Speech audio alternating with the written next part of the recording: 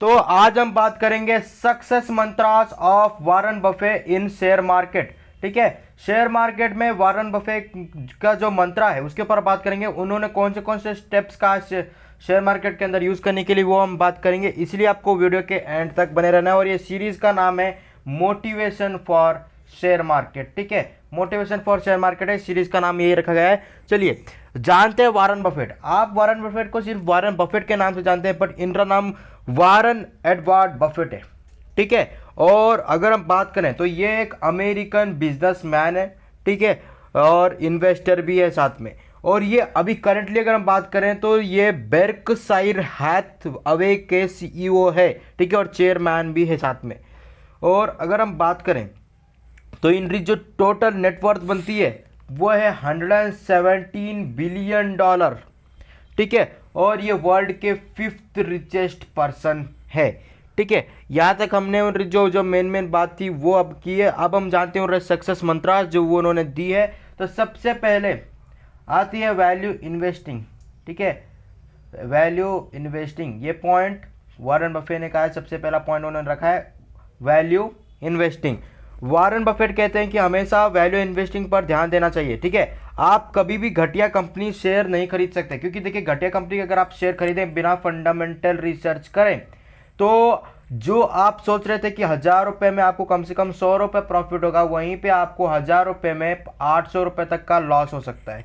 ठीक है, और ये सच्ची बात है, जीरो होने के चांसेस तो कम है, बट 1000 का 800 मतलब 1000 में 800 कट हो सकती है। ठीक है, वैसे हो सकते हैं बहुत सारे ऐसे स्टॉक है, जैसे आप देखोगे जोमेटो में लगता है कि वो बहुत गिर गया, लेकिन फिर भी जोमेटो अब भी गिर रहा है। ठीक है, तो ध्यान रखिए कि जोमेटो की हालत क्या चल रही है, उस हिसाब से इन्वेस्ट करिए। ठीक है, और भी बहुत सारे स्टॉक है जिनके आप, मैं एग्जांपल ले रहा हूँ, मैं जोमेटो को टारगेट नहीं कर रहा यहाँ, मैं एग्जांपल ले रहा हूँ। और भी बहुत सारे स्टॉक है जैसे वोडाफोन आ गया, ठीक है, आइडिया आ गया, इन सब का भी आप देख सकते हैं कि स्टॉक प्राइस कहाँ थे और कहाँ आ गए। ओके, तो आप जो बेकार कंपनियां हैं उनमें इन्वेस्ट करने से अच्छा है कि आप अच्छी कंपनी में इन्वेस्ट करें। भले आप इन्वेस्ट कम करें, आपके पास शेयर कम आए, बट आप अच्छी कंपनी में इन्वेस्ट कर रहे हैं, आपको कम से कम थोड़ा बहुत तो भरोसा है कि फ्यूचर में जाके कि जो आपकी वैल्यू है वो बढ़ेगी, घटेगी नहीं। ठीक है, तो ये सबसे पहला मंत्र है, क्योंकि आपको अगर आगे चल के भारी नुकसान नहीं सहना है, क्योंकि आज आप जो 1000 रुपये लगा रहे हैं, हो सकता है कि वो जो 1000 रुपया है आपने बहुत मेहनत की है, और उस 1000 रुपये को लगाने के लिए आपने क्या क्या किया आप ही जानते हैं, कोई और नहीं जानता है। ठीक है, 1 रुपये जो लगा रहे हैं वो आपके ऊपर है, कोई और नहीं आपको लगा के देता है। ठीक है, समझ रहे हैं। तो अगला जो है हमारा वारन बफेट का जो अगला मंत्र है वो है पेशेंस। ठीक है, पेशेंस का मंत्र, ये हर एक जो भी आपको शेयर मार्केट का बारे में सिखाता है, जो भी ट्रेडिंग करता है, जो भी इन्वेस्टर है, हर एक आपको बोलता है कि पेशेंस रखना जरूरी है, क्योंकि ये सच्ची बात है। ठीक है, क्योंकि बफेट कहते हैं कि शेयर मार्केट में अगर फायदा उठाना है तो लंबे समय तक बने रहना चाहिए। ठीक है, जैसे 1 साल। ठीक है, अब हमारे टर्म्स में कम है बट उनके टर्म्स में ज़्यादा है। ठीक है, जैसे 1 साल हो गया, 3 साल हो गया, 5 साल हो गया, 10 साल, खतरनाक प्रॉफिट आपको बन के देंगे। बट आप जो कंपनी में लगा रहे हैं वो एक बात ध्यान रखना कि वो आप अच्छी कंपनी में लगा रहे हैं। ठीक है, क्योंकि देखिए जहां आप अगर पेशेंस नहीं रख रहे हैं, क्योंकि आप जब तक आप 1000 रुपये लगाते हैं पहले दिन में आप, ठीक है, चाहे वो ट्रेडिंग के अंदर हो या इन्वेस्टमेंट के अंदर हो, जैसे ही वो 900 रुपये जाता है ना तो आप बहुत डर जाते हैं। ठीक है, 900 रुपये जाता है, आप बहुत डर जाते हैं, बट आप उस पैसे को कोई कैंसिल कर देता है, बट कोई उधर एग्जिट नहीं करता है। ठीक है, जैसे वो 900 से 1100 होता है तो आप वहां से प्रॉफिट बुक कर देते हो, 100 रुपये का प्रॉफिट आप बुक करते हो। लेकिन मैं आपको बताता हूं, जो आप 100 रुपये का प्रॉफिट बुक करते हो उसके लिए आपने इतनी देर तक इंतजार नहीं किया था, क्योंकि वो जो स्टॉक था वो अगला 1200 जाने वाला था, 1500 जाने वाला था। ठीक है, क्योंकि आपका प्रॉफिट 200 से 500 होने वाला था, लेकिन आपने 100 पे एग्जिट मार दिया। आप उस 100 रुपया के लिए आपने इतना पेशेंस नहीं रखा था। ठीक है, समझ रहे हैं। आपको थोड़ा बहुत और पेशेंस रखना जरूरी है। हो सकता है कि वो उसी दिन हो या अगले कई दिन बाद, बट आपको थोड़ा बहुत पेशेंस रखो, और जब प्रॉफिट बराबर हिसाब से हो, अच्छे परसेंट के हिसाब से हो, तो ही आप प्रॉफिट बुक करो, उससे पहले आप बुक मत करो। अब ऐसा नहीं कि आप जो स्टॉक है वो गिरने वाले हैं, उसे गिरने वाले को आप निकाल लो। अगर उसके फंडामेंटल अच्छे हैं और आपको भरोसा है फ्यूचर में अच्छा जाएगा तो मत निकालो, आपके ऊपर डिपेंड है वो। ठीक है, क्योंकि अगर वो आप भी गिर रहा है तो क्योंकि बाद में वो फिर से बढ़ेगा, क्योंकि उसके फंडामेंटल्स अच्छे हैं। ठीक है, क्लियर है। तो अब हम बात करते हैं तीसरा, जो कि वो है मार्जिन ऑफ सेफ्टी। ठीक है, मार्जिन ऑफ सेफ्टी, मैं यहाँ नाम लिख दे रहा हूँ। अगर आप चाहते हैं कि आपका कभी स्टॉक मार्केट में लॉस ना हो तो हर शेयर तब खरीदे जब आप इंट्रिंसिक वैल्यू से नीचे, मतलब उसकी जो इंट्रिंसिक वैल्यू, मैंने ये फंडामेंटल के अंदर सिखाया हुआ है कि इंट्रिंसिक वैल्यू से जब कम होती है ना तभी आप स्टॉक को खरीदो, ठीक है। क्योंकि मैं एक एग्जांपल देता हूँ, अगर आप एक कोई भी एक स्टॉक खरीदें, इसका मैं एक एग्जांपल दे रहा हूँ, और आर नामक एक स्टॉक है, ठीक है। वो स्टॉक की इंट्रिंसिक वैल्यू से बहुत ऊपर है और आपने उसे खरीद लिया, बाद में वो अपनी इंट्रिंसिक वैल्यू में पहुँचती है, तब तक आपका वो जो उतना लॉस होता है वो तो लॉस होता ही है, ठीक है। तो कोशिश करिए कि इंट्रिंसिक वैल्यू से जब नीचे हो तब खरीदे, ना कि जब इंट्रिंसिक वैल्यू ज़्यादा हो, क्योंकि अगर आप इंट्रिंसिक वैल्यू से कम खरीदोगे तो आपके लॉस होने के चांसेस कम है। और आपको फंडामेंटल एनालिसिस करनी चाहिए, सिंपल भाषा में बता रहा हूँ मैं, पूरी जानकारी ज़्यादा देने से पहले मैं सिंपल भाषा में बता रहा हूँ। चौथे पॉइंट पे बढ़ते हैं, focus on quality but not quantity, ठीक है। आपको क्वालिटी पे ध्यान देना है, क्वांटिटी पे नहीं। सिंपल है, अगर आपको 1 रुपये का स्टॉक मिल रहा है तो आप उसके पास 1000 रुपये, आपके पास 1000 रुपये, तो आप 1000, ऐसा नहीं कि आप 1000 स्टॉक मिल जाएंगे बोल के आप पूरा 1000 रुपये का आप उस 1 रुपये को खरीद लोगे, ये क्योंकि वो, जबकि वो उसका फंडामेंटल एकदम बेकार है, कंपनी एकदम लॉस में, फिर भी आपको अंदर से कि 1000 स्टॉक मिलेंगे, ठीक है। जब ये 1 रुपये 1000 रुपये होगा, भाई उसके फंडामेंटल्स ही अच्छे नहीं है तो 1 रुपये 1000 रुपये होने की तो बात ही दूर है, ठीक है। आपको क्वांटिटी पे ध्यान नहीं देना है। अगर आपको 1000 रुपये का एक भी स्टॉक मिल रहा है ना तो और उसके फंडामेंटल अच्छे हैं तो यही स्टॉक आपको बहुत आगे ले जाएगा, ठीक है। इसलिए मैं बोल रहा हूँ focus on quality but not quantity. Important बात है, क्योंकि आप क्वांटिटी के अंदर फंस जाते हो, क्वांटिटी में आपको नहीं फंसना है। वो आपको एक तरह से समझ सकते हैं कि आपको एक तरह से उधर अटकाने के लिए दिखाया जाता है वो सब, ठीक है। अगली बात करते हैं इकोनॉमिक मोड्स, ठीक है। अब इसका मतलब से मैं समझाऊंगा, पेशेंस रखिए। इकोनॉमिक मोड्स, बफेट कहते हैं, वारन बफेट कहते हैं ऐसी कंपनी चुने जिसका इकोनॉमिक मोड्स बहुत ही दृढ़ हो, अच्छा हो, ठीक है।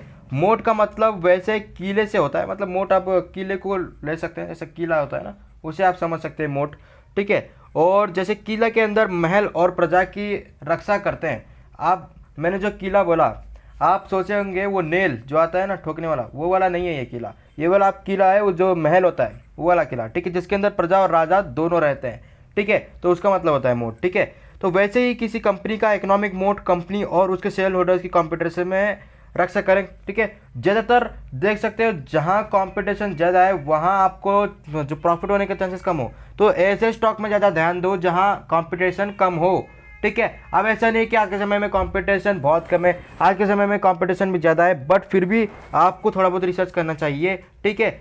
और जिस कंपनी का बहुत बड़ा मार्केट कैपिटल होता है, जो हमेशा प्रॉफिट देती रहती है, जिसका प्रोडक्ट घर घर बिकता हो और जिसका मार्केट में अच्छी पकड़ हो, ऐसी कंपनी की मोट बहुत स्ट्रांग होती है। मतलब आप उसे समझ सकते हो ऐसी कंपनी की न्यू, ठीक है, बहुत स्ट्रांग होती है, समझ रहे हैं। तो हमने 5वां पॉइंट भी कर दिया है क्लियर। बढ़ते हैं अपने 6वें पॉइंट पे, ठीक है, सर्कल ऑफ कॉम्पिटेंस। अगेन ये कॉम्पिटेंस के ऊपर आएगा ये वीडियो, मतलब अगेन ये पॉइंट कॉम्पिटेंस के ऊपर है। बफेट निवेशकों को सलाह देते हैं कि सिर्फ उन कंपनी में इन्वेस्ट करें जिन्हें उन्होंने देखा सुना हो और उनके प्रोडक्ट का इस्तेमाल किया हो, ठीक है। आपको उन्हीं कंपनी में, फॉर एग्जांपल रेल, आपने इस्तेमाल किया है, देखा है, जाना है, इन्वेस्ट करो, फंडामेंटल्स भी चेक करना है, ऐसा नहीं है कि सिर्फ देख लिया तो करना। हर दिन जो आप सामान यूज़ करते हो पहले उस प्रोडक्ट में घुसो, ऐसा नहीं कि आप उस प्रोडक्ट में घूमो जिसमें आपने कुछ देखा ही नहीं हो, ठीक है।